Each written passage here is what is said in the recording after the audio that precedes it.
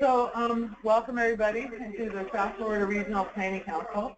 I've been hearing a lot about you and all the work that you're doing. I'm very excited to see what y'all have developed. My name is Isabel Cosillo Carballo. I'm the Executive Director of the South Florida Regional Planning Council, which you may have heard is a regional public policy and planning agency. Actually, 1969. And our local agreement, which brought us together formally through Monroe, Miami-Dade, and Broward, that was signed in 1974. So we have been here a long time. Our mission is multiple-fold, but basically we're the sweet spot between local agencies and state agencies. So we're the regional agency. And part of what we do is we bring together local partners, including our universities, our private sector partners, public agencies, and we bring people together so we can all talk together about the issues and opportunities facing our region, okay? So if not, we would be very much working in silos, and that's happened over time. You know, we're an accidental region. We never set out to be a region. We just sort of bumped into each other.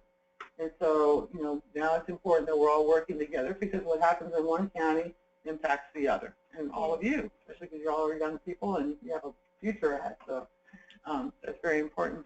The other thing we try to do is make sure that our policy leaders have the information they need to make informed decisions. So the work that you're doing here will be part of that informed decision-making process. We'll make sure to post the work that you've done on our data common and make it available so people can see what y'all are thinking and recommending. And what we try to do also is make sure that our policy thought leaders are thinking about issues, integrating them. So we understand that transportation impacts communities, impacts economic development, impacts housing, all these different things. And trying to think broader about how things fit together. So the economy is important, making sure that we have a strong economy, clean environment, and vibrant communities. That's what's going to lead to greater prosperity. I know that you've had the opportunity to meet members of the council staff before. We have a great team here. We have Ed McGann, our finance director, that is with us today. We also have Vince, who I believe you've met earlier in class. Remotely, but. Yes, and Dr. Bolter. Yeah, these are my brain trust millennials. I'm very excited to have them here.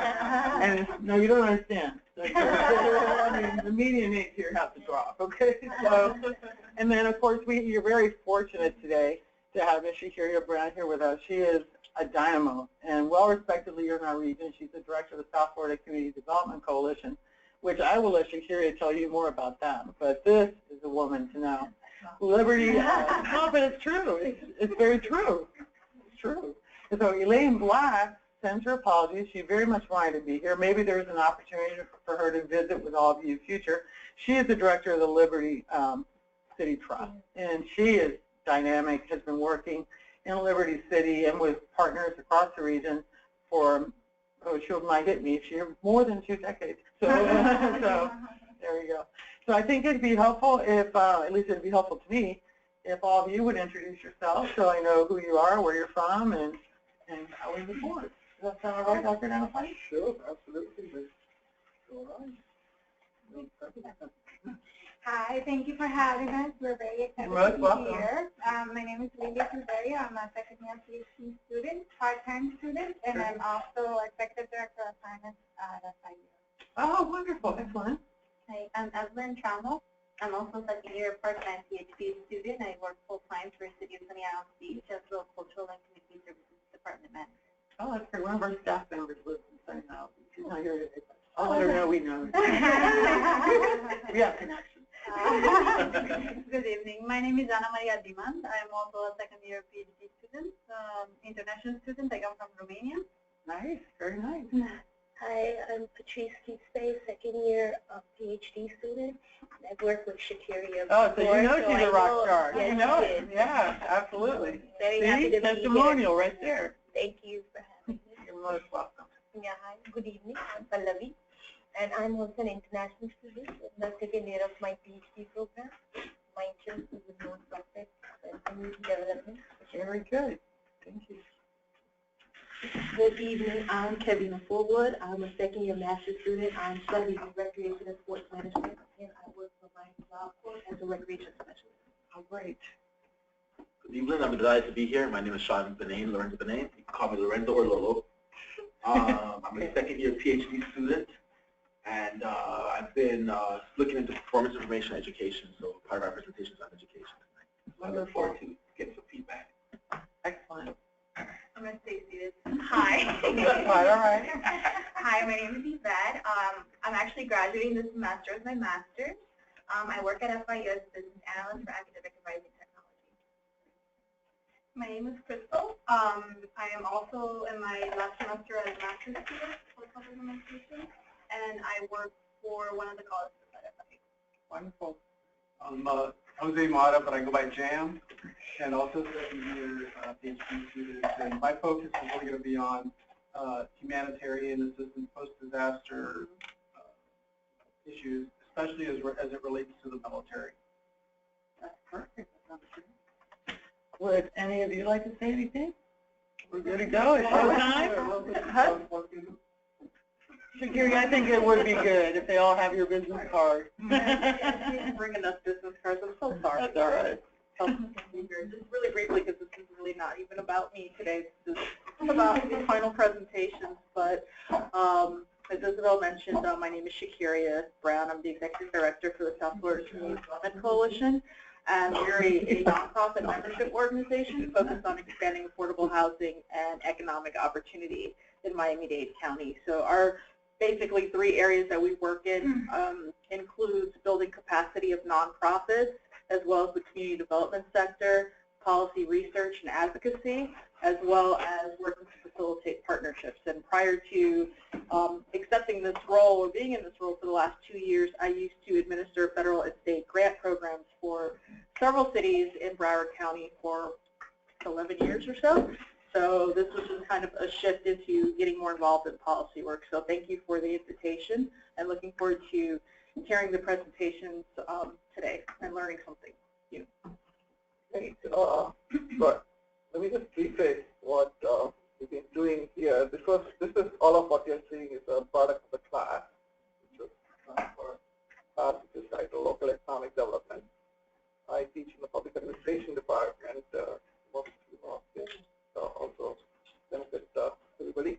I look after the PhD program, but also we have very strong master's and undergraduate programs. So we have 10 students here who worked on 4 different projects. So essentially you have 4 teams, one coming from business, the second coming from education, third from the nonprofit engagement, civic engagement, and the 4th from housing. We should talk a little bit more about that. This is 1/3 of that class, so I'll have to emphasize that. So you can see the amount of work that goes into all of what they do. Without further ado, I think we can talk a lot more after each presentation. So it will go in that same order, right? You have the cards from 1 to 10, so we can hold them out. Okay. Good evening. Thank you so much for having us here. It's a pleasure for us to present in front of you, and we would really appreciate your feedback. As Ganapati introduced, we are the team that focused on the economic and business side of Liberty City, and we want to show, after all the work that we have done, we want to show that what we said was that Miami's best kept business secret was Liberty City. That was our motto for the presentation. So I want to introduce our team. So we have Patrice Kiefer, Evelyn Trammell, Lydia Silverio, and I'm Maria Edman. So we wanted to start by presenting our findings. Our findings show mainly that Liberty City has a strategic location, a prime location which should be taken advantage of in economic development. So Liberty City should tap into the county's sectorial strength. We will see our colleague Lydia talking about the analysis that we have done and to understand what are the strengths and, in the area in Liberty City and Miami-Dade County. Also, Liberty City has the potential to serve the county's growing sectors. You know, in the terms of business characteristics, what we have found is that the area has mostly small businesses, so the so-called mom and pop businesses with no more than 10 employees. Also, what we saw is that Liberty City is a so-called food desert. We identified in our research a small number of supermarkets. One was a well-known supermarket for everybody, Winn-Dixie, and then the others were, or for me, I'm not familiar, but not as much familiar. Also, the same thing happens with financial institutions, which are really underrepresented in the area. We identified 3 banks. And what struck us as interesting that they are, we will see on the map in what follows, they are located on the margins of the area. Oh, really interesting. Regarding the labor force, the image in the labor force sector is that the labor force participation is kind of low, and there is represented by low-income individuals, and it's basically a high poverty area. When we identified the area as in demand for child care centers. And the last sector of our research emphasized the redevelopment potential. We are very happy to see that the area is very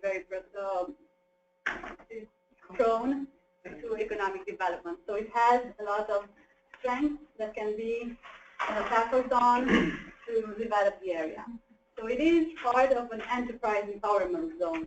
Well, that means that the area is surrounded by numerous economic development projects, which can advantage and benefit the neighborhood.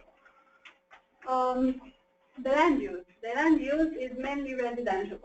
There is commercial space available. We identified, and we present in the next slide the commercial spaces that we identified as available. But this can be used for economic development. And we saw that there are a lot of projects, commercial corridor development that are feasible, and Liberty City is part of some of them. Our colleague will talk further about this. So going forward, we will talk about more in detail of each of these and our recommendations for the project.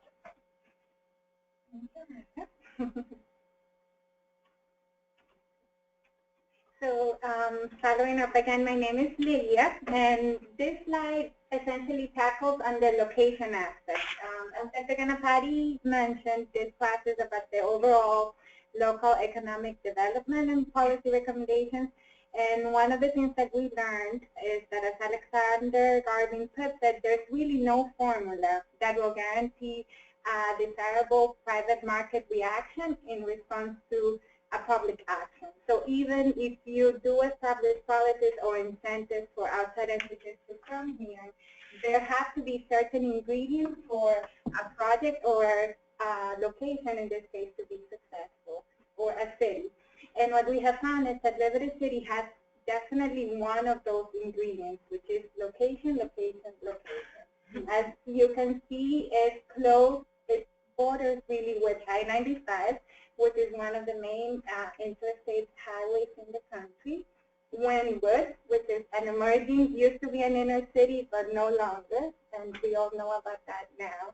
Near the Port of Miami, roughly 7 miles away, downtown Miami, Miami International Airport. So definitely there's that ingredient that Garvin emphasized and that is necessary in order for a city or location to be successful. And that's definitely the one takeaway. If there was something that you could take from this presentation, is the fact that the location is there, which is critical for our community to be successful. Other things that we looked at, and also as a result of the research that we've done, was the location quotient. Essentially, what this matrix does is measure the specialization of a given industry in a community or location. In this case, what we thought we could do was just add the Miami-Dade County area, which is the blue section, and compare it against the Liberty City area, which is the yellow. We just want to make some caveats, I guess, related to the data, and it's that Liberty City comes from the Beacon Council data, which is a GIS website that's updated every quarter. So we might not necessarily be comparing apples to apples, but I think that it definitely does tell a story. What we're showing you is on the left side, the areas in Miami-Dade County that we feel Liberty City could tap into because are areas where there's a strong specialization in Miami-Dade County. So as you can see, per definition, an LC of 1.0 or more means that there's an industry strength in that area. So the areas of healthcare, educational services, we do agree, even Dr. Ganapati pointed it out, this is really a question mark for us. The reason is we looked into it, such a high location quotient for Liberty City, it has to do with the employment by the local schools. So even though as you will learn, the population is not as educated in terms of employment, it is one of the biggest employees in the area. So then our recommendations are to definitely, for Liberty City, we tap into the areas of healthcare, information, also trade, and construction. The reason why we think healthcare is important is because we know that it's an area that's constantly advancing, but then it also comes with the responsibility of education. So the education of the workforce will also be an important aspect and something that will definitely help the community. Then information, of course, is one of those industries that's always a no-brainer because it's an emerging area and technological advances are always at the forefront of the economy. Then the other analysis that we conducted was the shift share analysis. And the shift share analysis has three aspects. One of them has to do with the economic growth. Overall, the Miami-Dade County area, and this is based on comparing 2012 and 2014 of the Miami-Dade County area. The Miami-Dade County area experienced a 7% economic growth. So definitely Liberty City could look into some of the lessons that the county has learned to make sure that they experience a similar kind of growth. The proportional shift analysis, what it does is measure which industries contribute to the growth or decline of a given area. These are the areas that we thought were relevant to be taken advantage of, so definitely construction, administrative and support, and again, healthcare and social. So essentially what the proportional shift analysis shows is that in Miami-Dade County there's a growing strength in this industry, and Liberty City should consider, or the policymakers of Liberty City should consider giving their efforts towards those industries. The differential shift analysis, what it does is to show what industries the industries are competitive in. So again, we're only showing those that we think are relevant and where we think that Liberty City could tap into from the lessons learned in Miami-Dade County because there's a competitive advantage. And those industries are utilities, management of companies and enterprises, and arts and entertainment. Something else that we have found, as Anna mentioned, has to do with the fact that in Liberty City, most of the commercial establishments are small businesses. If you look at the numbers, over 85% of the total businesses have from 1 to 10 or less employees. So there's an opportunity for the government or local government to intervene by providing small businesses loans. As Anna mentioned, one of the aspects is that these are really mom and pop stores. So there's really not a big presence of any industry that could potentially have a positive impact on the population. So some of the things we want to consider or recommend is to provide incentives to larger businesses to come to the community and even provide guidance to those business owners of these mom and pop stores to make sure that they have the opportunities or resources they need to further expand their business. As it relates to the labor participation, what we found is that it's low. It's low as compared to Miami-Dade County. We see that the labor participation in Liberty City is 52, roughly 10 points lower than Miami-Dade County. And even though that's the case, the unemployment rate is more than double. So that's huge, and it definitely tells us a story as to what kind of population or working force there is in Liberty City. So definitely there's opportunity to continue to train the labor force so that they're able to obtain their jobs and improve their labor participation. But then also in terms of education and training to make sure that they have the resources they need to be active members of the labor market. I have a question, if I could, of this Yes. here. Can you tell me what is, I understand that Liberty City is going to have a higher unemployment rate than Miami-Dade as a whole. Right. The Miami-Dade rate seems sort of high to me when the state touts that we have a 5% unemployment rate. So I'm curious as to what is your data source for that? It comes from the U.S. Census, from the census. Data ACS 2014. ACS 2014? 14, yes. I'm not surprised that Miami. It's from my sidewalk. Yeah, I wouldn't be. We got it from My sidewalk? all of these are But from my sidewalk sidewalk. is pulling from the 2010 through 14. Right. I mean, we can definitely. No, I'm not suggesting that it's wrong. I'm not Right. surprised. I haven't seen that in a while. It would not surprise me that Miami-Dade would have a higher unemployment rate than the state as a whole. Right. But it seems a lot. I mean, it is what we did find, and this is where we run into a little bit of a difficulty, is the lagging time, because the data on my sidewalk was from 2014, and a lot of things have happened. Of course, the economy has come back after that, et cetera, so it might not be the current rate. No, it may be. Yeah, I just okay, looked okay, up, we'll there's a careertrends.com, that's the one that comes up in Google, and it's 5.6. in Miami-Dade as a whole, Yeah. we're saying. So we'll have to check it. If we got that from my sidewalk, we need to make sure we're looking at that. Well, one of the things about all of this data is the reliability, right? So the ACS 2014, that's a 5-year. Snapshot. Yeah.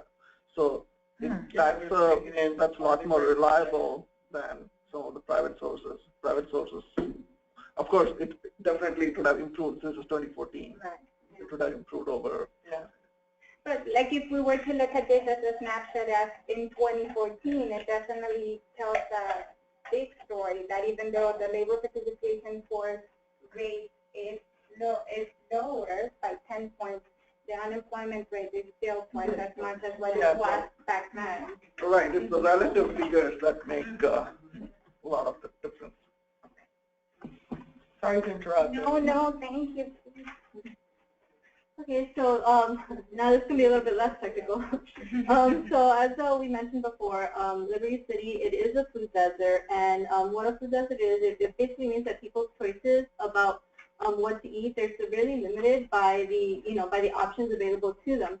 So, and these are the options that they have, at the moment. There's one big supermarket, Winn-Dixie, and then there's four smaller food markets, and there's a Walmart Supercenter to the west. But the problem is so these food markets, they don't have the options for healthy foods like Winn-Dixie would have. A lot of the stuff that they're going to get there is it might be maybe less quality, more processed foods, which are high, in fat and salt and sugar, and that's something that we need to alleviate a little bit to reduce that and to incentivize bigger supermarkets to come in and provide options for healthy eating that are also affordable. And so the total population is about 39,000, and so this is basically the options for 39,000 people. And what that leaves is all of them basically, if they want to have that option, they have to go into so we do definitely recommend financial incentives to help alleviate this food desert problem that we see And also, if you see, like, if somebody lives on the, top corner of Liberty City, they might not have a car, and to get, to access this, they're going to have to walk a long way, take a bus, with all their groceries. As far as policy goes, we recommend policies that encourage healthy eating behavior. Just give an example of, like what Michelle Obama did with the Let's Move campaign, and which part of that campaign is actually to improve access to healthy, affordable foods. So maybe, such a campaign will motivate, the business to follow that. Do you know how many square miles are in the Liberty City area? About 5. About 5 square miles? 5 to 6, depending on where you draw the line. Yep. Okay, so we also have banks, as Anna had briefly mentioned. There's only 3 banks, and they're on opposite sides. And, it is important for businesses to have an accessible banking institution nearby. There's an importance of this business-banker relationship. And also a local bank, they're going to have familiarity of the community, which may facilitate, the lending that, that businesses would have to, take on. So as we know, it is a low-income and high-poverty area. 26% of households have an income of $10,000 or less, and also the median household income is about $20,000 a year. So this, we put this slide just to show that there really is a need for opportunity, which businesses really could bring, and to also help alleviate, this disparity that exists in Liberty City. So childcare is a little bit, it's interesting because, so we also see that we also need to build up the amount of childcare available, because if there are businesses that have jobs, how are these, single parents going to work if they have to be home taking care of the kids? So this is important, but it's also for the business, because we need to incentivize more childcare institutions to be here and available for these single parents. Right now, there's only 5 daycare facilities available, and actually 54% of the women in the labor force gave birth in the last year. And 80% of families have single-parent households. That is huge. So a recommendation that we have is to increase the number of daycare facilities, and actually there is a tax credit available to businesses that do go into the child care concentration. There is a child care facility ad valorem tax property exemption, and what that states is that any real estate used and owned as a child care facility is exempt from taxation. That's big. That's a huge incentive for somebody to, take advantage of that in Liberty City. And finally, for my part, Liberty City is part of an enterprise empowerment zone, and what this means is that it's a designated area offering fiscal incentives to businesses that locate or expand within that area. And the objective is to encourage investment and job creation in Liberty City. And this applies to new or renovated properties. Some of these give tax credit for wages, which would ultimately reduce labor costs for the businesses, which they might not have that locating to areas outside of the empowerment zone. So they have a lot to take advantage of here. And also, as far as, if they're going in and renovating buildings that might not be in the best condition, they get credits for construction materials. And then, like I mentioned, there is a local business tax credit and a child care tax credit.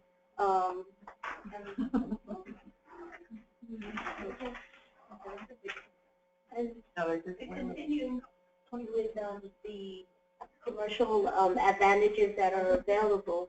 We're going to talk about some of the initiatives that are taking place. You have on the 79th Street, which is the upper northern corner. They're looking at the transportation-oriented development, where we're looking to provide a way for individuals to go to work and be able to live without having a car in the area. What's so important in this area is that it's where you have actually 3 different transportation hubs that actually connect. You have West Palm Beach, Miami, and the Metro Rail and the Amtrak. They all connect in the area. So the idea is to use existing assets that are available and to also use green initiatives so businesses can come in and use energy efficient strategies to turn here. The other problem with Liberty City is that it's an area that has a lot of empty lots in scattered places. It's not a cohesive neighborhood where you can walk from one point to another and find all of the amenities that you would need to live in a neighborhood. You see, they talked about a food desert, not having access to banks. But one of the things to look at was actually to be a bit creative and also look at other innovative sources. We talked about banks, but what would be interesting is also look at other credit unions and maybe microloan and development institutions, because that would support the micro businesses that you saw that was mentioned before and the assistances that they would need. And also working with other NGOs that may be available to provide the financing when you're not getting it from the formal sector. Also wanted to talk about the land use. This is what it's talking about. Mainly it's just residential, and the other remaining is either vacant or for commercial use. But for the properties that you do have in the area, the owners are not the individuals who live there. What we have going on is a heavy concentration of poverty, and Liberty City is located in the middle of a very wealthy area. So it's important to understand that you have income inequality that's going on. With this income inequality, just to give a couple of numbers, it's, more than 58% earn minimum wage, like $8 an hour. You also have more than half the individuals, they need 50% of their income to pay for housing. And as we were saying before, 20% are making, the bottom 20 are making $10,348, so $348 annually. So one of the first things you need to do is to figure out a way to settle on the housing situation for these individuals. And one of the things that we're looking at is to work with nonprofit or nonprofit developers and to see what they can build to build housing where these individuals can actually afford and want to live in. So these are what you do have. I just talked about privately what you need for the individuals who do not make money that live in the center of the city, what they need for housing. We're going to need to increase the number of units that are available to them. But you still have a lot of commercial space that's available. This is the 20% or the vacant lots that we're talking about. What's interesting with these lots is that the pricing is lower than all of the surrounding areas. So we gave some details, like there's 20 spaces. If you look through the different websites, you'll find there's spaces, the lease price is from 10 to 18, but if you just go one block over and you go to Wynwood in the neighboring areas, it jumps to about $25 or more per square feet. So this is an advantage that they have. Evelyn also talked about easy incentives. There's also some other incentives where there was a proposal made to look at tax incremental financing to see if you can get some of these vacant lots to be rented by businesses, either for private use, for development, or for the commercial use, to look at the tax incremental financing so that they can create funding mechanisms to just to pay and to provide infill so that you can have a cohesive neighborhood. So the whole idea is to be able to plan secure resources and capable management, and to be doing this while using the resources that are there. And our team is going to talk, the next team is going to talk about the nonprofits that are very active in the area. Thank you. Thank you. Any questions? Yes.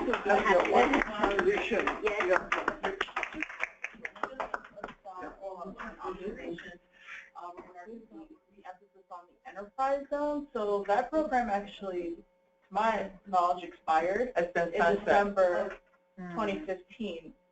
So I know a lot of recommendations kind of were tailored around it, but yeah, the state legislature actually let that program sunset. So great resource, but so the recommendation would be to bring back programs that would be beneficial to the area. It wasn't without effort. I'm trying to save it. To a serious point, it's like no applications are being accepted after December 15, 2015.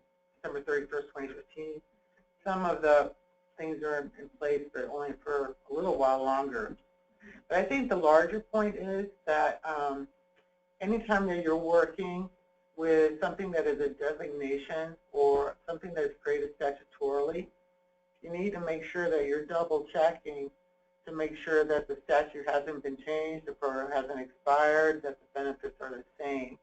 So it's not a criticism, it's just something that you learn as you go along. You can't assume that any incentive is in place unless you go back and check on it. I think otherwise it's a very good presentation. Well, let me take that particular criticism in stride, since that one of the bigger issues, the bigger picture issues, one of my other students has done a dissertation on the enterprise zone. The bigger picture issue is that they have a mixed effect, and what we are giving in terms of the incentives is tax credits, which we don't know whether it's a credit or tax. The credits are being taken, but whether they are happening in the place or not, that's not very clear. And I guess to credit it out here, this is one of the places where such kind of a program is required for local ownership.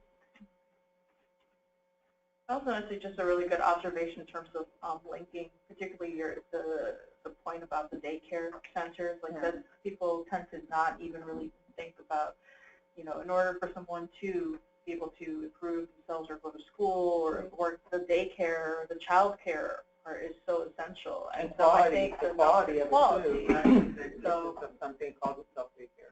I think a lot of times in policies we just tend to focus on we need to create jobs or we need to create and not thinking about all of the various pieces that connect. So the coalition always focus on comprehensive, a holistic approach. You have to address all of the issues, otherwise you're going to be wondering why. We have, they have a mom and pop grant program. They have various programs out there, but you have to look at the bigger picture as to why. Did you find the daycare? How did you find the list of daycares? Yeah, because I actually in the document that I put on the Dropbox where I created that, I made a map of the daycares in Liberty City, and there's like 30. But the map is in there. But I think that I know this data set is people that do it out of their house. So you can look, all the black diamonds are daycares, but there's at least 30 here. But that goes to quality and when it's certified, that sort of thing. Yeah, because that's. Vince, do you have any observations? I think the food desert stuff is very interesting, so I like that portion of it. Thank you. Ed? I think addressing that helps to address a lot of other problems as well. I think that's a core issue, and then other things can fill in around that, maybe. Ed, do you have any observations? No, I thought it was very good. Good. Well, excellent. Thank you. Good job. Oh, yes. Before we start, I'd like to also recognize that participating by webinar, we also have Ms. Katrina Wright. She's from Bank United. She's a vice president of community development. Get her title right. So she is vice president for community development and outreach, Bank United. And she's a longtime friend, a big, very interesting community development. So I just want to recognize that this is here watching through the internet.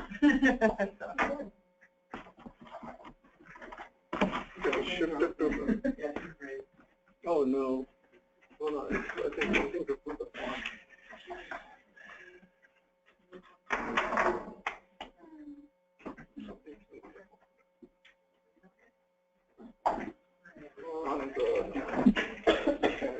Alright, well, I'm just going to need you to log in.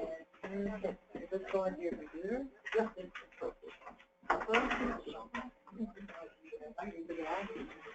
They are looking at this, but they can connect on the. I don't get out much here. I'm not sure. It's recovering. I think the problem is that. Yeah. You were in Broward, right?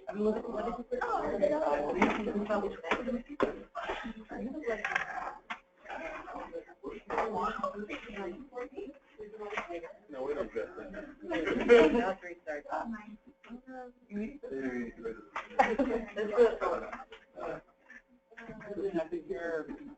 Oh, I was 95.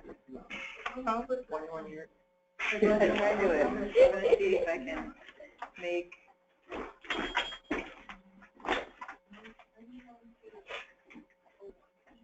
How do we overlap for one?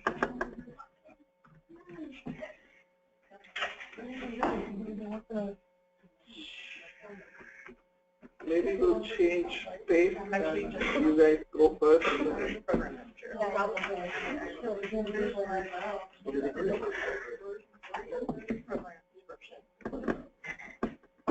mean, I had someone there, but you know, our needs are changing. Yeah, but I mean, I'm not 500. So change pace a little bit. Instead of the education group going, Permanent, like full this one is working.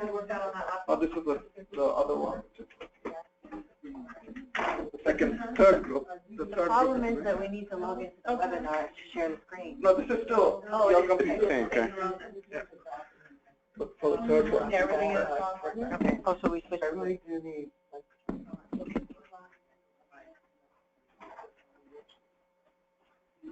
All right, it's all yours. All right, I am Kevin Forward, and this is, I am Pallavi. Hello. Hello. So we are actually looking at the civic engagement and of course primarily the role of non-profits in the liberty area. And engagement is kind of really very close to my heart and my personality as such because I'm really an engagement person. So we really want to begin with saying that civic engagement is really at the very heart of Liberty City. We all really want to engage and create an environment of healing touch. So on that front, we really look at civic engagement and the role of nonprofits, how it is so much very critical to bring in that environment of collaboration in the space like Liberty City. So just an overview of what our presentation will be about. We'll first focus at the local nonprofits and some of the things they've already started to do to kind of get that civic engagement going. And then we'll look at the types of charities in Liberty City or the nonprofit organizations, just on a map, kind of spread out in their different categories. We'll also look at the longevity of a few of those organizations. Of course, there's over 500 organizations, but just looking at those that are active, so those that we can see their 990 forms and their missions and visions. And then we'll further look at the categories of nonprofit organizations. We try to categorize them as best we could. Of course, some of them may offer services that others do, but just mostly looking at their vision and the core of that organization. And also, we did some interviews with a few leaders in those nonprofit organizations, and just then go in with focusing on some of the challenges of those nonprofit organizations. So here, of course, we're all familiar with the Miami Children Initiative. I know we talk about the food desert, but they also have their fresh food co-op where they try to kind of combat that disparity that they have in Liberty City. Also, the African Heritage Cultural Center, someplace I've African danced since I was a little girl, offering dance, music, and art, kind of capitalizing and highlighting the talent that's within the community. And of course, the Miami Foundation, they're the 2016 community grant recipients. And here, Ms. Paula added Mr. Barry Jenkins. Yeah, actually, I mean, when we really talk about the places like Liberty City, there's a question that what kind of civic capacity we can really find. It's kind of a very broad question. So we're just looking at this person named Barry Jenkins. He's actually the person who was born in Liberty City in the year 1979, and he, at the age of 12, his father died, and he was actually raised by a neighborhood person in a overcrowded community. And this person actually is now a director of mostly he focuses on the movies which are more of art movies. So this recently movie released which is called as Moonlight, and which has got rave reviews, and it's one of the very interesting paradigms which he kind of creates, this identity of a child who is a teenager and how the whole gay identity actually develops. And so that's kind of really one of the very interesting ways to look at that. This place really can offer such kind of energy, potential, and creativity if there is an environment to engage. So, play this because I'm going to just play a little clip of this movie. I don't know if it's not there. Maybe you all can watch the movie. Yeah. So yeah. Here's that map that I was briefly telling you about. Right here we have the subsections and classification. Of course, all of them are subsections. Classifications, between 1,000 and 2,000 is charitable, and between 7,000 and 7,200 is religious. Right here it's color-coded, so you can see how those nonprofit organizations are spread out and which colors you see the most. And if you look closer, you'll notice that a lot of the religious organizations are really popular within the Liberty City area.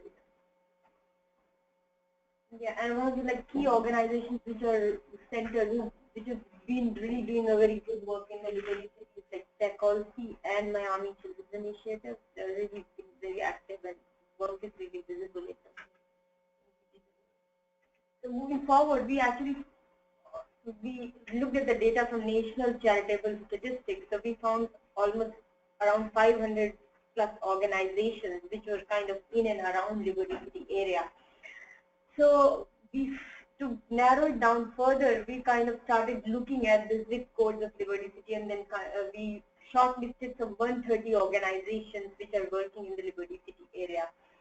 And then furthermore, what we did was that looked at the mission vision of these 130 organizations going to different resources like IRS, 990 forms, and then also looking at there's this website which has a lot of data on non-profit guide star, so which year it was created, and also using all that data we came out with this chart which you can here on this pie graph we have it color coded, just kind of breaking the nonprofit organization down into 5 categories, because of course we can make a lot of categories for them, but just to simplify it, as you can see, 74% of the organizations that we looked at are faith-based. And I thought that was, I don't know, I thought that stood out a lot about about Liberty City. And of course, just looking at the history of Liberty City, where it started, understanding that faith was really the foundation for that culture. And that would explain why it lasted so long. And also, the faith organizations not only provide religious services, but they do provide daycare. There are some faith services that have community gardens as well. So I believe that's what kept the sustainability of some of those faith-based organizations. We thought it was important to highlight the ages of those organizations as well. As you can see, we have a lot of new organizations. One thing about economic development we know is long-term is very important. That's how you see the difference that they're making. So in order to get to this level, 41 to 20 years of sustainability, these organizations have to make sure they have very good management of resources. One thing about nonprofit organizations, funding is always the biggest issue, but it's the proper management of resources, talent, and of course training and mentoring the people that work for you, because you kind of just have to work with what you got. And that's what gets you to the many years here. So once those younger organizations reach that threshold, then they'll begin to thrive more. And we can probably see the difference that they're making within the community. And also one of the things which when we look at the data, is the number of faith-based organizations the most which we found. And they are the new ones, like 0 to 10 years old. Most of them are like really new. So it's kind of really contrasting way to look at that. Why do we really have still like religious, United States really have a history of non-profit organizations which are church-based and faith-based for long, like it's been almost 200 to 50 years old. But now still, like we do really see these young organizations are again church-based associations or faith-based organizations. Although we do have the diversification as well. So that's one of the factors to focus on. So when we categorize these organizations based on like faith-based, youth and family, the focus of youth and family and children, women empowerment, training and capacity development, and environmental health. So see, these kind of services they are doing. Faith-based are like really the Sunday services, Sunday school, they have daycare, community gardens, and volunteer opportunities. Youth and family-based organizations are working mostly in the education support area, family housing assistance, sport development, nutrition assistance, clothing, and other needs. Women empowerment, of course, women support groups, adolescent girls and families. These are some of the focus areas, and which was really interesting. Although we didn't find many women empowerment focus, but this is one of the areas which probably could be looked at. Training and capacity development, we have job training and vocational schools they are doing. Although we have more coming up in the education part, more on this area. Environment and health, of course, is one of the key areas, which is upcoming green initiatives, HIV/AIDS, and also helping finding government assistance like Medicaid. And again, like we mentioned, of course, some of these organizations provide a lot of it, but just focusing on their mission and the core services that we offer. This is kind of what we categorize. Yeah. So moving forward, we kind of tried to do some interviews with the non-profit organizations. Although as we had a limited time, we could just focus on 4 interviews of the individuals who are leading the organization. So Kevin, I will talk about for that person. This is Miss Elaine Black here. She was not here, but it was definitely a pleasure speaking with her. She has a lot of wisdom about what's going on within the Liberty City area. And I thought, in the conversation that I was having with her, a lot of things, I've only been in the field, compared to her team a little bit of time, but I've already seen the things that she mentioned, and those things were funding issues. Of course, with nonprofits, it's always limited. They'll give you a little bit, but it's important that you fundraise. Like, you literally need a team that every day wakes up and say, who am I going to talk to today about getting money for our organization? And that's really important. And of course, because of the lack of funding and lack of resources, or the human resource, employees, or maybe even just the knowledge base and ability to go out and know who to speak to and how to speak to them, it probably makes it a little harder to do that. Also, management issues. That's important. This is what you have, and you have to learn how to allocate it, and you have to know what's more important, prioritizing in the nonprofit organization. What do you need? What do we need right now? What's more important and what's not as important? Mr. Horace Roberts from Tecovy, I also sat down and spoke with him. Of course, he also mentioned the funding issues, but he also talked about corporate sponsorships. Liberty City, as she mentioned with Mr. Barry Jenkins, has a lot of talent. There's a lot of people that come out of Liberty City, go out and become something great, but they forget to come back and contribute to their community. And I think the nonprofit organizations might need to jump on that. They may need to do the research and find out who was here and how do we get them back. We have a sports development program, and it's named after an NFL football player. Now you have kids wanting to become more involved. Now you have other high status athletes or individuals that may say, okay, why did that individual want to go back? Maybe that's something I should look into. And also, another thing I noticed with a lot of the nonprofit organizations, they have the space, they have the capacity, but they don't have the resource, the human resources. Like for Tecovy example, after we view the center, they have an area upstairs full of computers and technology, and they want to do coding, but they don't have anybody to come teach it. So just tapping a little bit into the business, if we had businesses, say we had a computer technology business in Liberty City, they could literally send somebody there to teach a coding class, and then kind of send those same people and put it back into their business. It's almost like a training center for that organization. So you're kind of keeping that talent within the same area. So those are just to summarize that, funding, of course, is an issue, but if we kind of capitalize on fundraising and reaching back out to those who came from the communities, we can probably improve in that area, and also management of resources. Yeah, so these are, like, I interviewed these 2 people. One person is Mr. Hashim Benford. He was the director of this organization called Power Youth. And the entire focus of my discussion was more on the leadership part. What is the critical role of non-profit leaders? So he was actually talking back and forth about the importance of collaborative vision. Creating a vision, when we do a visioning exercise, actually it's really important to bring in all the stakeholders at one place and just see that how can we really create those visions which are very integrated. And of course, when you have this broad-based collaborative understanding of the vision, and all the stakeholders really participate in it. So it's really easy to share that vision amongst the team and the people, and then of course the community as well.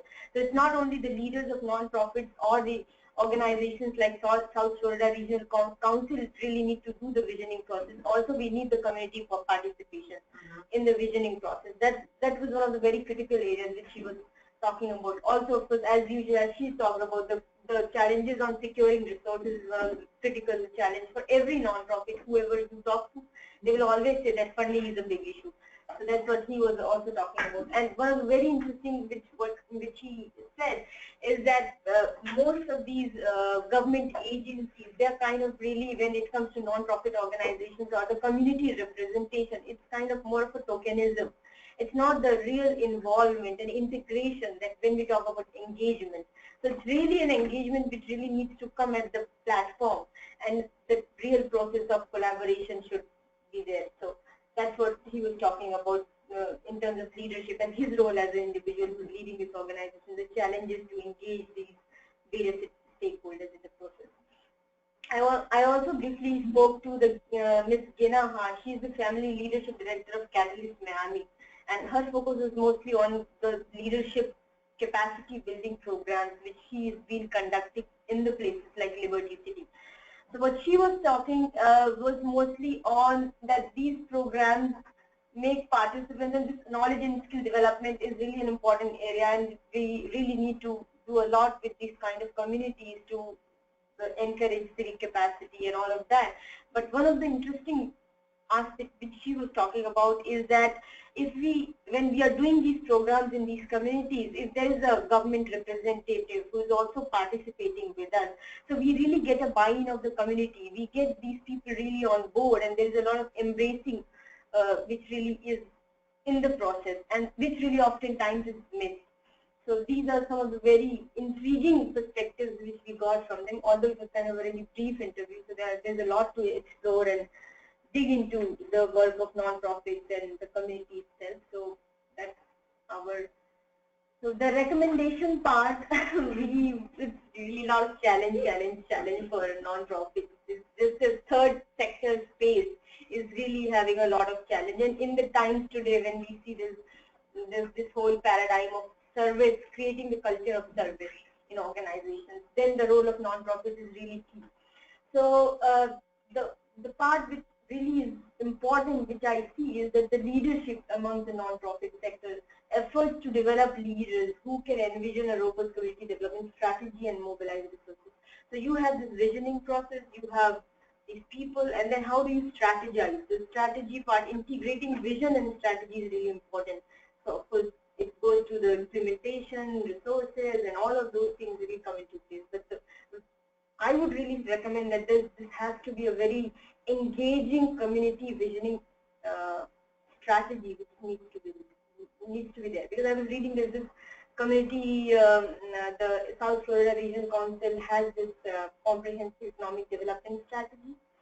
So although there wasn't much focus on the visioning process, there was more on the strategic part, which I was finding on the website. So I think one can really look at that aspect in a very positive way.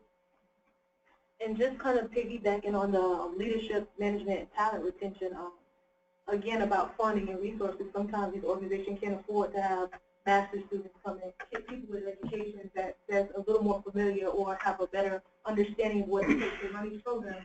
So maybe there should be some staff training, mentoring, and kind of creating a more positive culture, kind of educating the staff that you have, because you kind of have to work with what you got. I think that kind of adds to it as well. And that creating that culture of a continuously instilling the vision. This is what we're doing for. This is what we're doing for. That continual reminder, because sometimes in nonprofit organizations working in that area, it could get a little disappointing because you don't get what you want as fast enough. So just continually reminding them why we're doing this, so that people will want to work hard and still want to give a little more. But again, secure resources.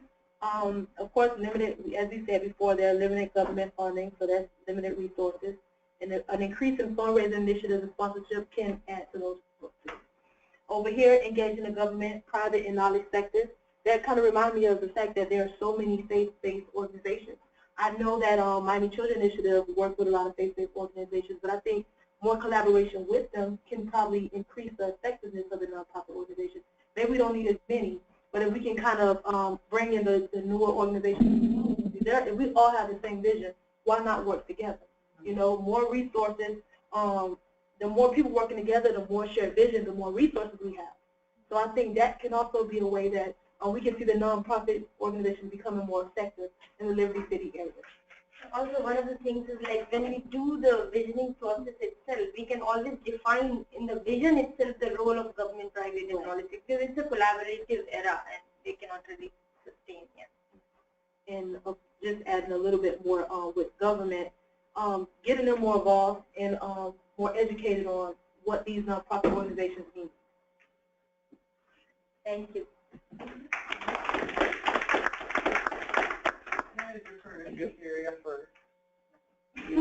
Transition to a new computer. So. How you with their presentation? Yeah. I think points pretty much very spot on. It relates to nonprofits, particularly in the South Florida area, and some of the challenges that they face. I mean, including myself as a nonprofit, funding issue is always, you know, a significant issue. You know, I know you had the Miami Foundation listed there. You know, they recently had to give Miami a, and then, you know, we've got government, and we've, I mean, not thinking any of those resources will ever really ever increase, although we should.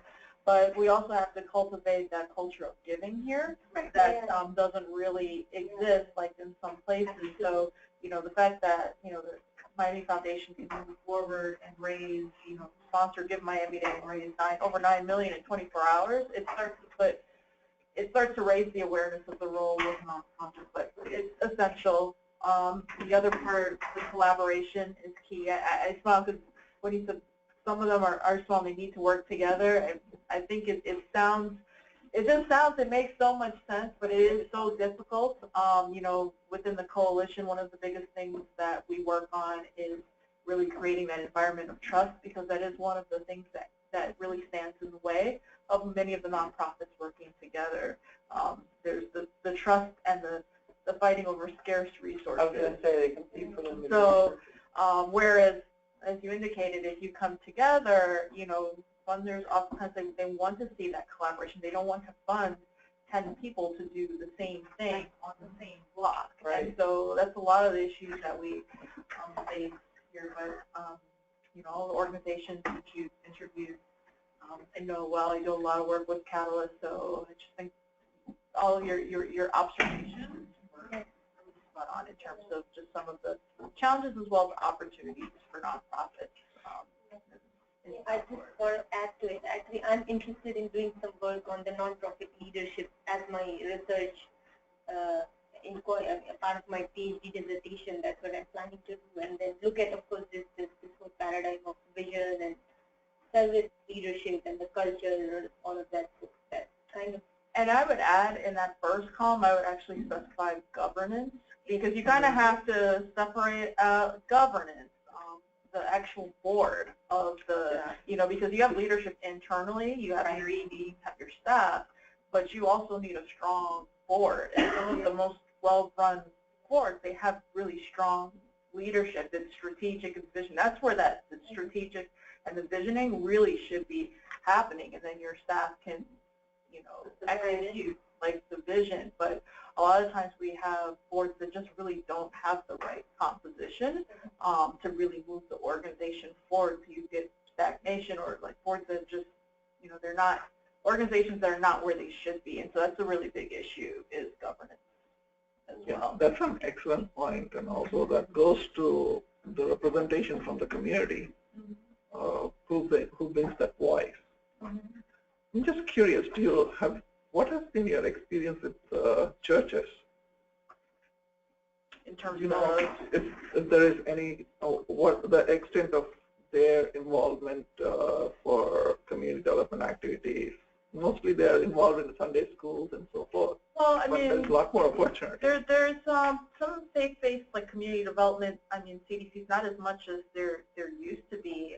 You know, at one point in time, there was the encouragement of faith-based community development corporations or community. So they're still there, you know, engaged in like the social services aspects of it. But I think it's really different from the rest of kind of like that nonprofit sector in terms of just the kind of working, doing their own little thing versus us kind of working together, and you know, it's very fragmented at times.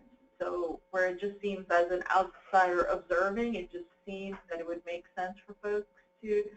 You also have to understand some of the underlying issues as to why the groups are not working together. So Right. The political side of it. I thought it was an excellent presentation. I very much enjoyed it. My observation would be that it would be interesting to see some additional work as an analysis of the nonprofit as to budget, staff, you know, well, it's not so much the longevity of the organization, but, and Shakira knows more about this than I do, but I would just say that I think my sense, that's why I'd be interested in seeing what the facts are. My sense is that except for maybe a big nonprofit like Callus Miami, I think a lot of them are very small. So there's an issue of capacity and what you're able to do. And I would say that even it's really investing in capacity building, really. Right, and it's very difficult. I can tell you even for our organization, we're a very small agency, and we're much smaller than we used to be even a couple of years ago due to continued budget cuts, et cetera.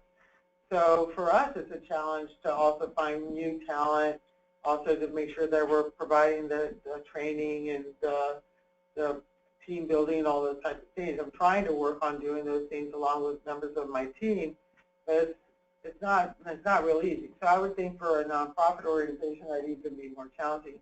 The other observation I would make, and I'm sure that in your Master's Public Administration program you've been studying this, community engagement, frankly, I think is the most difficult aspect, one of the most difficult aspects of work, to have meaningful community engagement over a sustained period of time.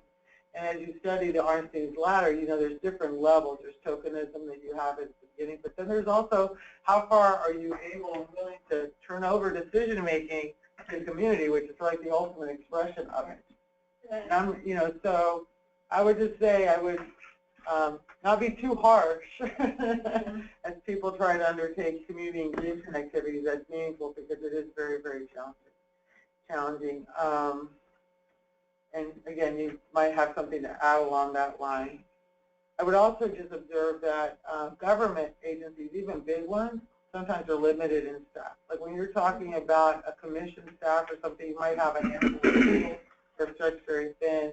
So when you go to government plays multiple roles as a convener, I think that was that, but I think the comment was that they need to be more engaged on a continual basis with the community. I think they seek to do that if they're working for elected officials, because they're constituents and such. But I would just say, you know, I think government is smaller than it used to be, and we're being asked more and more to do more and more with less. And I don't think that has really changed all that much, or is expected to change. I think it'll get more constrained over time, not more, you know, not more resources. Well, there's definitely room for improvement. Oh, absolutely. There's room for improvement in all of it. But I'm just saying, I think that we have to be a little aware that even, I think that we all have limitations. And, you know, if you have, for example, Karen Hamilton of our staff, who I would have loved for her to be here. I think you've met her before. But Karen Hamilton was very much looking forward to being here. She's our planning director, basically. Brilliant woman, very talented. She had to go to Miami unexpectedly because there was a meeting that we had to cover for our board. And so, you know, sometimes you have hard decisions to make. So in the interest of time, It's really important input we will incorporate in our. No, I think it's a great presentation. I'm very impressed with both the presentations I've seen so far. Thank you. Thank you.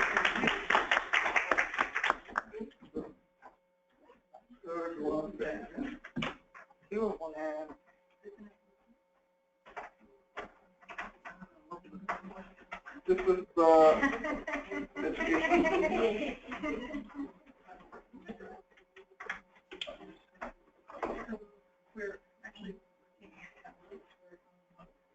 I think county is pretty big. No? But they're not.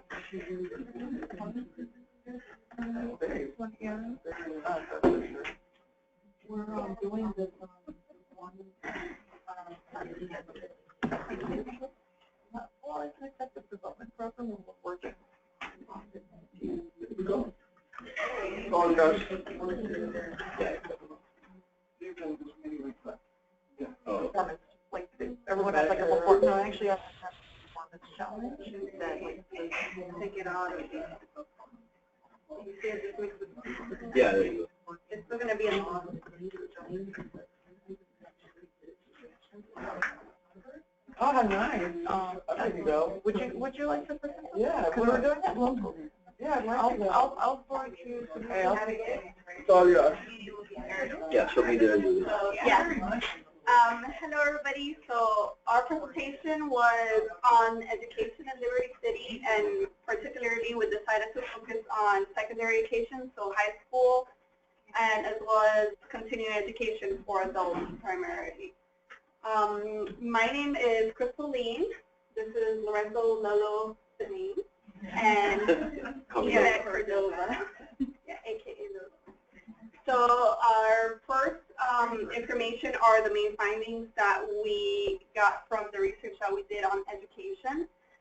The first finding, which is usually sort of contradictory to what you think when an area is thought to be performing poorly, is that there's a plethora of educational programs already exist in Liberty City.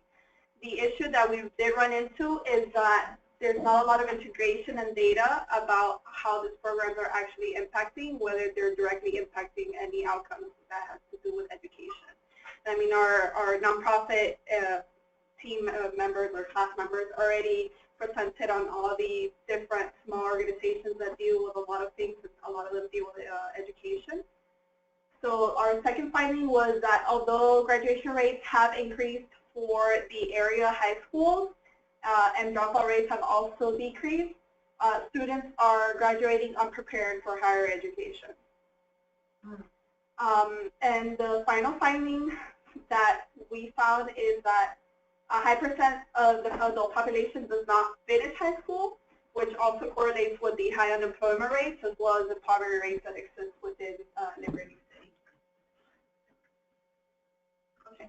So this is just a brief overview of the bigger programs that we find that do education or continuing education in the Liberty City area. I did include the Related Group, which is a company, but they're the ones that are working on the Liberty City Rise, and they also have the potential We Rise project, which has to deal with education in Liberty City. So we did find that although, like I said in the conclusions, was that although there are many programs that are dealing with education, secondary education, as well as vocational training and such, there's not a lot of information sharing about what's going on, not only to the population, but as well as within what's overlapping and how you look at it overall, of whether you know, 2 or 3 different organizations are working on the same thing, and what really is the impact that they're having with the resources that they're being given to impact education and continuing adult education. So our recommendation in this manner is to create an integrated committee or community group of the various educational agencies, which they can create reports and also network with the public about what type of opportunities they have for not only school-age children, but as well as adults that are looking for job training or continuing education. All right. We're going to move on to high school. We definitely, of course, Liberty City is a neighborhood within like 2 square miles. So we went ahead and looked at the high schools within the area, which is Miami Central, Miami Northwestern, Miami Edison, and Miami Jackson. Our overall findings were that the graduation rates have increased, the dropout rates have decreased, but the students were not prepared for higher education. So, how about? The sub-finding was the dropout rates, like she said, have generally decreased, which is an interesting finding because you think you have a lot of dropouts going up. But there are some concerns, even though Miami Edison is sort of like out here. This is from my sidewalk. We could click the interactive map where if you click on it, you'll go there and you'll see you'll see the data moving around. But for simplicity purposes, we just have a screenshot here. And Miami Northwestern is the only high school that's actually within the Liberty City framework. Miami-Jackson, Edison, and Central are a little outside of it. But you do have some students that will attend those schools that are from the Liberty City area. So that's why we've looked at those schools. And you'll see that Northwestern has gone down with their dropout rates, Miami-Jackson. And one thing I want to highlight is the dropout rate and the graduation rate. The dropout rate tends to be looked at in each individual school year, how many kids started the school year and then ended up leaving but not going to another school. And the graduation rate is like a cohort. Like we started together in 9th grade, how many people ended up in 12th grade graduating.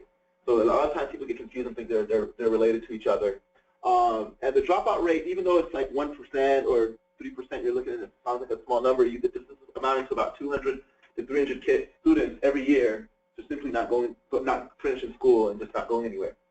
So our recommendation was that we need to foster adult education programs for these dropouts, and we do have that, but we feel like there's no way to really contact these students. Where do they go? Do we keep in touch with these students? Is there a system in place to actually communicate with those who have just come out of the system? So that was our main recommendation from this screen. How do you all measure whether they're prepared once they graduate to go on to higher education? Yeah, what we're doing basically is we're giving you the finding real quick, recommendation, and then we're going to go into. No, I'm just curious. Oh yeah, she's going to go ahead and explain that a little bit more. This screen was just basically telling you that we have a problem with the dropout, and the quick recommendation is, do we have a way of connecting with these students? They're leaving the school. Do we just not care about them anymore? And I didn't find anything really where there's some kind of way where we're communicating with them. Most of the programs usually see is helping students who are going to drop out or who are having problems in school. But what happens when they finally do actually take that action and leave? And so what we're saying is let's have some type of maybe adult program or something where we can communicate with these particular students who left in that school year. So she's going to go ahead and explain the issue with why we think we're not prepared for college. So just to continue, our graduation rates are going up, which is really great, and that is due to like some of the education programs, such as the education effect, that are happening in Liberty City. So as you can see, these are the 4 within the area, and they're like steadily going up, which is great to see. And then for those who are graduating, just a recommendation is that we can create more initiatives for getting them into college. So where we see the problem is when we look at the SAT scores that we find from Miami-Dade Public Schools that are out every year, is the very top is the national average. The following is the Florida average. And this is the average for state universities within Florida, and these are all of the averages of the schools within Liberty City. So as you can see, it's more than a 200-point difference from what a the state university requirement is. Which is, so you see a huge difference in between that, and we use the SAT because that's a standardized test, of course, within the whole entire United States. So our recommendation here is to create SAT prep classes and strengthen relationships with local colleges and universities to maybe have more programs of visiting, maybe them coming and things of that sort. So something that the economic presentation sort of touched upon in dealing with education is that about 28% of the population that's over 25 years old has less than a high school degree. So we see that this obviously correlates with high unemployment and poverty rates. Research has shown that somebody that's continuing high school will make up to $200,000 more than somebody that just finishes at high school. So our recommendation would be to target the working age population, which would yield more direct and immediate results affecting unemployment and poverty when it comes to training and continuing education. So these are some economic findings. As they had presented before, the unemployment rate in Liberty City is about 25%. So 25% of 16 years of the population 16 years and older are unemployed, and about 74% of the population, the total population, lives 200% below poverty level. So as we see, the biggest population group are those of working ages. So it's the 25 to 54-year-olds. So that would obviously be the more immediate target to placements in continuing education and job training that would affect the economic statistics. Okay. One of the findings that we found when we looked at technical colleges, for example, but going back to what we showed you before, a lot of the students are dropping out of high school and don't have the skills to get a high-paying job. So we looked at where do they go now? Some of the people who are actually going somewhere where they go to technical school, and the 3 programs that we saw with the highest percent of job placement was in educational services, healthcare, and accommodation and food services. So what we said was, based on that finding, our recommendation was to look at some vocational training that would focus on some of those sectors. Not to say to distinguish the other sectors, but we noticed that those are the places that we get the bigger job placements. So we're like, okay, if they're getting the bigger job. And we also looked at computer. I think computer was also on there. We'll see it on here, but computer was also part of the largest job placement in the technical schools. So those people who drop out, maybe we can get them to look at, hey, you can improve your salary or improve your wages if you can get into some of these programs so they have a higher job placement. So that was our recommendation from that. This is the same screen showing the same thing that we looked at. We got this data from I think this is from the Florida Department of Education. They have a portal that shows you the technical colleges, which they call them now, the technical schools. Yeah, you can go back to this one. Yeah. Okay, and Job Corps, I wanted to go into Job Corps to what's already happening, because some of this is already happening. It's just Miami Job Corps has helped a lot of teenagers, and one of the things too, one of the good things is Job Corps, when you look at their center rating for Miami Job Corps, they're beating the national average, which is a good thing. But what we were saying was, going back to the dropout students, what about those students? Is there a way to know if some of these students are actually from the dropout? So how do we know who's the ones that dropped out and got into this? So maybe trying to find a way to measure that to find out. So we're not saying that it's not happening, because as Yvette and Crystal showed you earlier, there's a lot of programs out there that are, but the problem we see is there's no correlation of the information of performance with all of them sitting down and saying, hey, this is what we're getting. We kind of found the information to be disconnected. So what I was saying here was, why don't we look to see which students that dropped out actually came into this program, and then we can try to trace these dropout students. And then, yeah, this is the same thing. And that was pretty much our presentation. Super.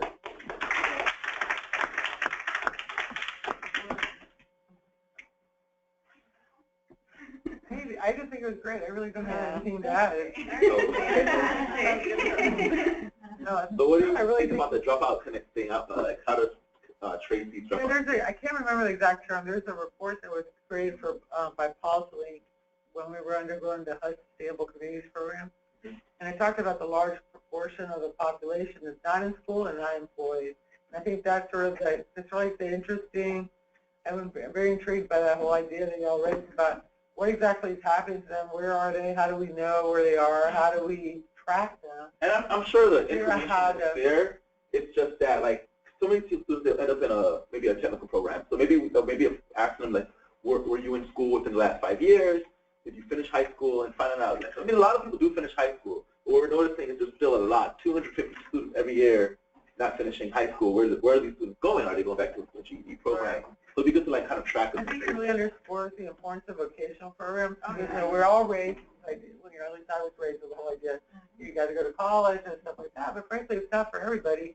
And that's not bad. I mean, you need people that are skilled and actually can do stuff with their hands. Yeah. Yeah, that's essentially the fix the car, I mean, honestly, focusing on people who are vocationally skilled, what would we do? We wouldn't be able to find in society. So I think it's very important to make sure that we're elevating the importance of these jobs. And I think the school system is very geared toward an academic track. Because that's traditionally the way it's sort of been. But I think for sure there's I hear it in the meetings that I go to, whether it's Career Source or Enterprise Florida or meetings of the Greater Florida Alliance or Chamber, you know, that there's, I think, a real understanding that you need all types of jobs and all types of paths for everybody. Not everybody's going to, you know, you need choices. for There's people. been quite a few studies on the skills mismatch, that there are job opportunities here, but the skills don't match the jobs that need to be filled. Yeah, there's a high, like, health services, and a lot of them. And that's a growing sector. Yeah. And everybody's getting older, and there's a lot of old people. Yeah. So health services are more and more important. Usually it tends to focus on retail or, or food services, and that's really where they get stuck. But I think that the vocational jobs, most of them are highly skilled and they pay really, really well. So anything that we can do to raise awareness about that is great. And that would be a focus of the economic development strategy. We're undergoing now the updating of it. We're going to start, and I'll invite you all to come and be part of that process. And that also goes to the training. I heard, I don't remember what college it was, where they said it used to be called train and pray, because like you would train folks and pray that they found someone versus actually, working with what we call large anchored institutions like the hospital, and really work with them to find out what is the need that they really have, and train people, match people. Now, but I think a lot of times, like, we have these programs, but they don't necessarily match the employer's needs. And so, when I heard that term, I was like, oh, that's interesting. Train and pray. Hoping you find something. Versus like deliberately. Yeah, looking for what exactly they need in the I think the Cleveland model, in terms of what Cleveland Clinic did and working with the community, is like one of the best examples in terms of working to match your employers, potential employees with. Well, potentially here also there is a scope for high schools to have a particular role in that, and that's where I had some of the job training core folks. I know it's vocational institutions like that used to do that. There's schools that are geared to that, aren't there? I believe so. Yeah, it's happening to a degree. Like I said, we give them a lot of congratulations. It's happening, but it's just like a lot of pockets of it. Right. I think the Beacon Council has really tried to move it forward with the Talent Development Network. Yeah. See that you came across that. Oh yeah, the guy from UM. What's his name? We have a couple of folks from FIU also in that talent development. Great job. Thank you.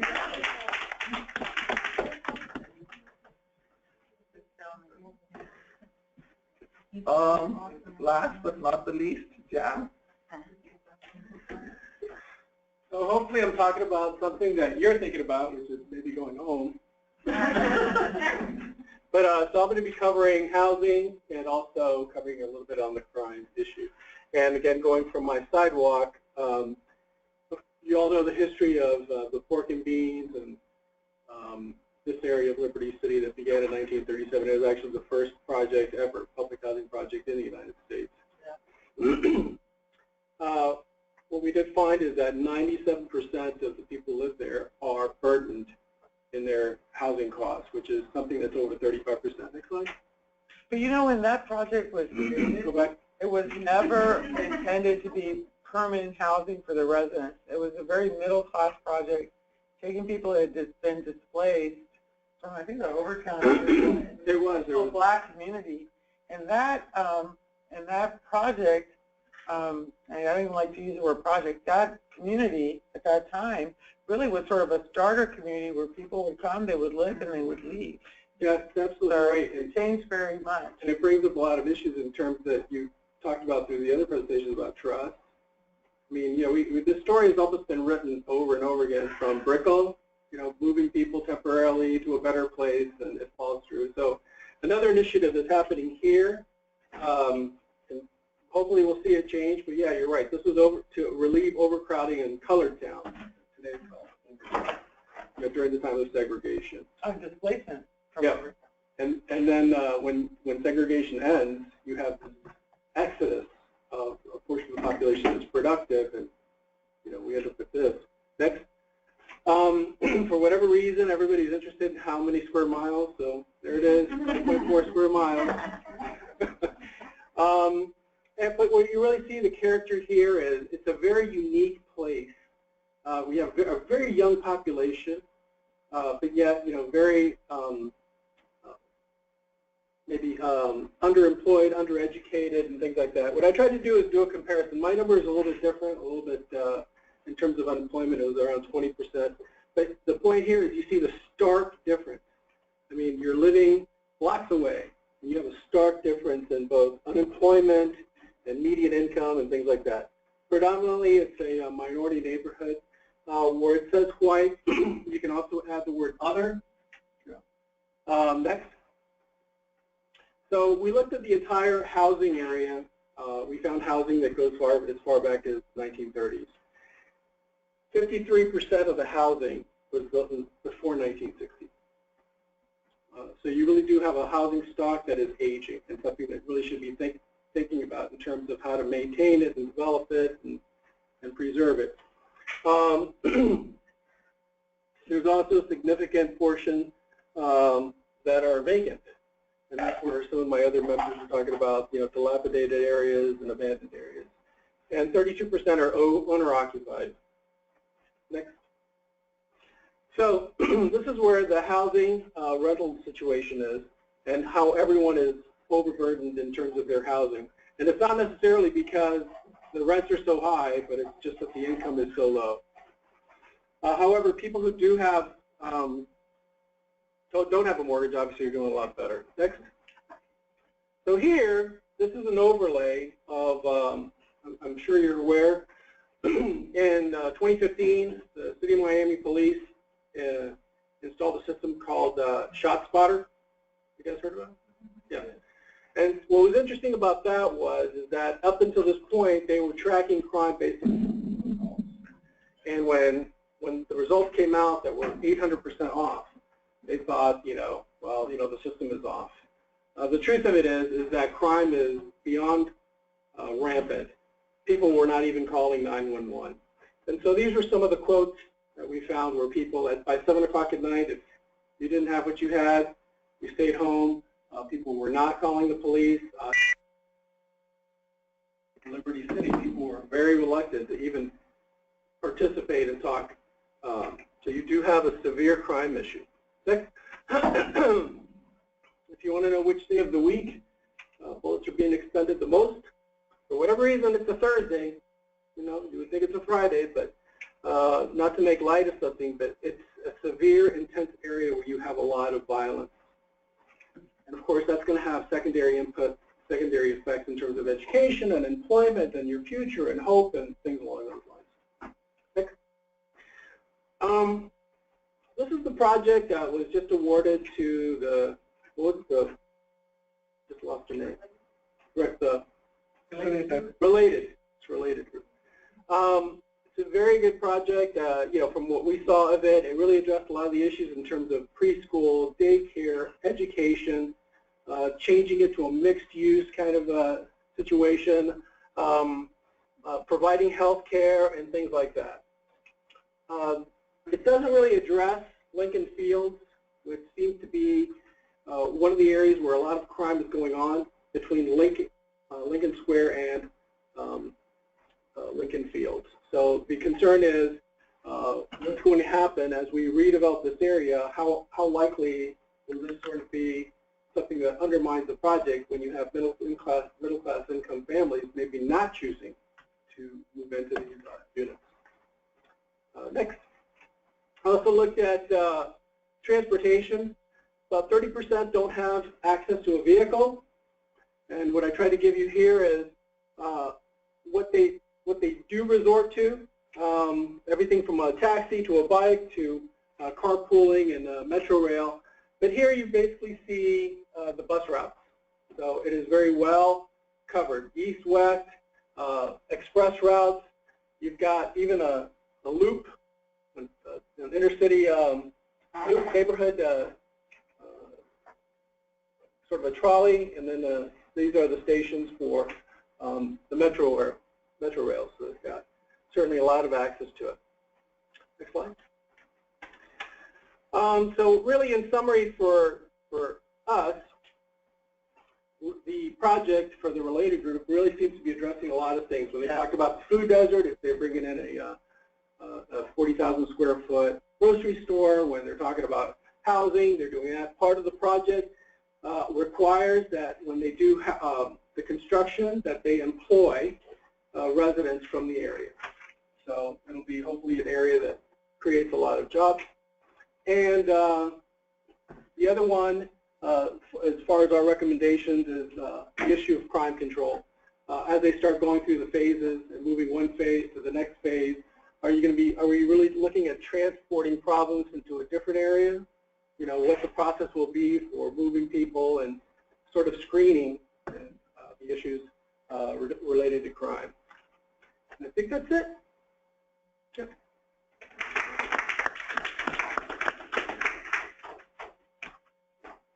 I know you said you want to end at 8:30. So. You have to have some group picture of big, yeah. I have a group picture for the website. I guess, well, is that right? We can go on a few minutes. I mean, right. The big message we wanted to give out here is really, if you look at going up from Overtown to Wynwood to Liberty City, this is the next frontier. And you are going to see a lot of redevelopment pressure here over the next 10 to 15 years. If we are not woken up to it, this is early enough for us to make policy changes. And gentrification, which is the biggest issue in these areas, that is going to be there. Well, I think displacement. I mean, I know sometimes gentrification and displacement are used interchangeably, but I do think it's different. I mean, I think that investment in an area that improves the area could be considered gentrification, but I think it's the displacement part. Oh, yeah. Yeah, it's the issue of displacement thing. Two additional points. Sorry, Elaine Black to be here. Yeah, this is good for Elaine Black.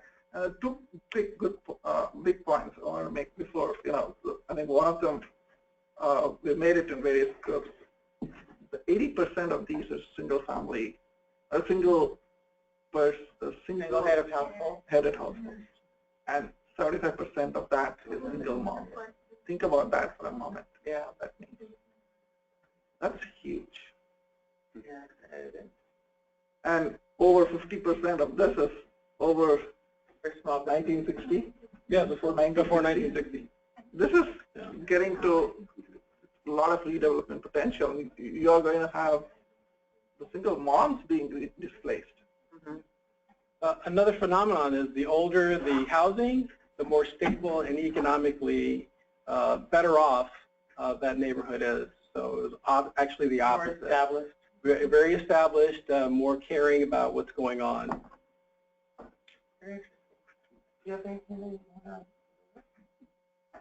I would just say, like on the transportation, one of the things that we will be looking at through the guys, and we've done through the 792 corridor project as well, is that I know when you're looking at the little snapshot of the 5 square mile area with the route, what's important to do is to find out where the employment centers are, and then check the connectivity of the route to those centers and find out how long it takes to go.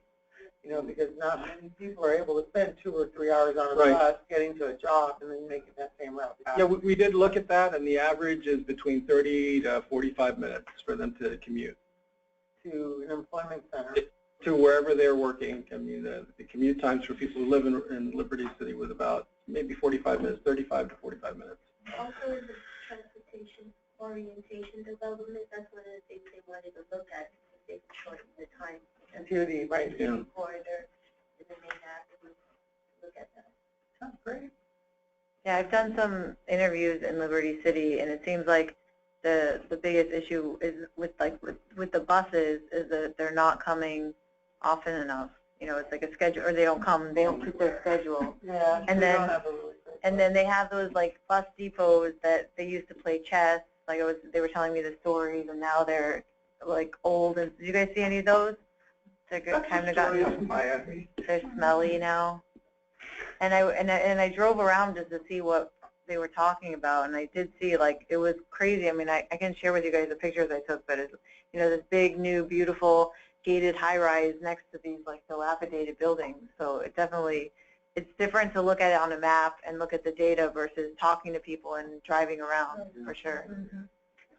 Yeah, and we also heard that Miami-Dade County is looking at reducing bus service. And we weren't able to go further into where they're not necessarily doing that, but maybe that's something to sort of make sure this isn't the area that they're doing, and or this is the bill payer. Yeah, it would be interesting with data collection to kind of just see how many people are waiting at the bus stops, because I found that some of them were very busy and other ones there's no one there. Right. So Yeah, I mean, that's it almost one looked like there were reason why too they're many. not taking the bus. Yeah. Oh, yeah. Oh, going from anywhere to anywhere here takes at least 2 hours. Yeah. People have crazy schedules. Additional people add some sort of right pieces of wisdom or Just to get a little bit more into the innovative financing and not just formal banks into the area because of the information that they had with so many smaller micro businesses, to look into that and micro business development, other NGOs and other sectors that can help in smaller amounts. So the VA loans, I think, are a little bit too much actually for the businesses that do exist. It's the amount